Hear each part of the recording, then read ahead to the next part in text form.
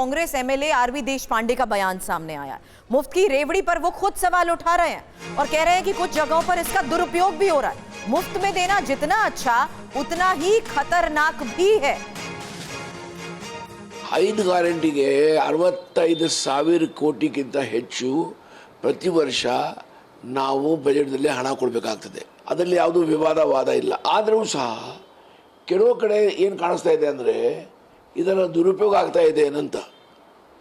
ಈ bus pass ಒಂದು ಸತಿ ಹೋಗ್ಬೋದು, 2 ಸತಿ ಹೋಗ್ಬೋದು. ಈ ಉಚಿತವಾಗಿ ಕೊಡ್ತೇವಲ್ಲ, ಎಷ್ಟು ಒಳ್ಳೆಯದು ಅಷ್ಟೇ ಡೇಂಜರಸ್ಸು. ಹಾಗಾಗಿ ಎಲ್ಲರ ನಾವು ಸ್ವಲ್ಪ ಪಾರದರ್ಶಕತೆ ಇರಬೇಕು, ಲಾಭ ಸಿಗಬೇಕು, ಆದರೆ ಯೋಗ್ಯವಾಗಿ ಎಷ್ಟು ಸಿಗಬೇಕು ಅಷ್ಟೇ ಸಿಗಬೇಕು. ಆ ದಿಕ್ಕಿನಲ್ಲಿ ಏನು ಕ್ರಮ ತಗೊಳ್ಬೇಕಾದ್ರೆ ತಪ್ಪಲ್ಲ ನನ್ನ ದೃಷ್ಟಿಯಿಂದ. चित्रा, अब ये सवाल इसलिए भी क्योंकि शुरुआत में ही हर्षवर्धन जी ने पॉलिटिकल एनालिसिस होते हुए ये कहा था कि ये नौबत इसलिए आई क्योंकि कुछ जगहों पर इसका दुरुपयोग हो रहा है।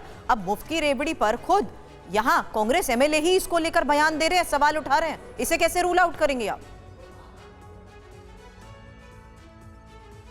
सुरभि जी, आपको मेरी आवाज आ रही है? हाँ जी बोलिए।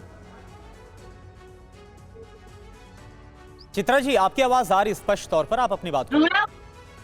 रूल आउट कोई किसी भी चीज के लिए नहीं कर रहा है। मैंने आपको बताया पहले ही कि ये एक इंट्रोस्पेक्शन वाला सवाल था और ये इंटरनल मैटर था। और शक्ति स्कीम को लेकर जो डीके शिव कुमार जी का बयान आया था, खड़गे जी ने उसी के ऊपर कटाक्ष करते हुए कहा था कि हमें जो भी है हमें सोच समझ के पूरी तरीके से प्लान आउट करके हमें अपना बजट को ध्यान में रखते हुए ही हमें स्कीम्स को इम्प्लीमेंट करना चाहिए। चित्रा जी, एक बार पहले ये क्लियर कर लीजिए कि फ्रीबीज देना, ऐसे वादे करना सही है या गलत? क्योंकि आपके पार्टी के जो अध्यक्ष हैं, राष्ट्रीय अध्यक्ष, वो बाकायदा नसीहत दे रहे कर्नाटक को। आरवी देशपांडे को सुना, उन्होंने बोला कि जितना अच्छा होता है खतरनाक भी। बहुत क्विक रिएक्शन चित्रा जी। मैं वही आपको बता रही हूँ कि खड़गे जी हमको गाइड कर रहे हैं और इसीलिए वो बता रहे हैं कि कर्नाटका के लोग को कि हमें क्या करना चाहिए और क्या नहीं करना चाहिए। और जो आने वाले चुनाव है महाराष्ट्र और झारखंड के अंदर कितने करोड़ का डेफिसिट हमको जो पिछली सरकारों से लेना पड़ेगा, उसके तहत किस तरीके से हमें अपनी स्कीम को अनाउंस करना चाहिए, उसके ऊपर समीक्षा थी। मैं आपको बताना चाहूंगी कि यहाँ पे महाराष्ट्र के अंदर जो लाडली बहन योजना जब से लागू हुई है, तब से तो सरकारी कर्मचारियों की भी यहाँ पे सैलरीज नहीं हुई है, कॉन्ट्रैक्टर्स को यहाँ पे। यही बात हर्षवर्धन जी बोल रहे हैं कि सभी को यहाँ पर इंट्रोस्पेक्शन की जरूरत है। सभी को, एक तरफ से सभी के लिए उन्होंने बोला, सभी पार्टी को जरूरत है कि वो इस पर सोच विचार करें। आपको रोकना चाह रहा हूं पूरी माफी के साथ चित्रा जी, क्योंकि सीधा रुख कर रहे हैं सुधांशु त्रिवेदी इस वक्त प्रेस कॉन्फ्रेंस कर रहे हैं, बीजेपी की प्रेस कॉन्फ्रेंस का रुख कर रहे हैं। देखते हैं क्या बोल रहे हैं। आर्थिक चुनौतियां लेके आते हैं। हाल ही में उनकी सरकार जिन राज्यों में है उनमें करीब 1.5 साल हो गए। कर्नाटक में आप जाके चेक कर लीजिए, कर्नाटक में 2021-22 में जो इन्वेस्टमेंट था वो 1,63,000 करोड़ था, अब 54,000 करोड़ पे आ गया। हिमाचल में आप याद करिए कि इन्होंने क्या दावा किया था कि हम पेट्रोल और डीजल के दाम कम कर देंगे, आते ही 3-3 रुपए बढ़ा दिए।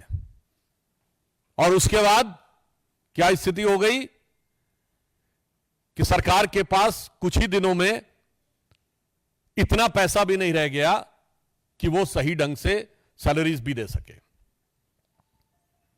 हिमाचल में आपको याद हो, कहा कि सारी बहनों को जो कहा था 1,500 रुपए दे दिए, अभी तक की जो जानकारी है शायद 25-30 हजार से ज्यादा को नहीं मिला है, और फिर भी कहते हैं कि हमने सारा कर दिया है।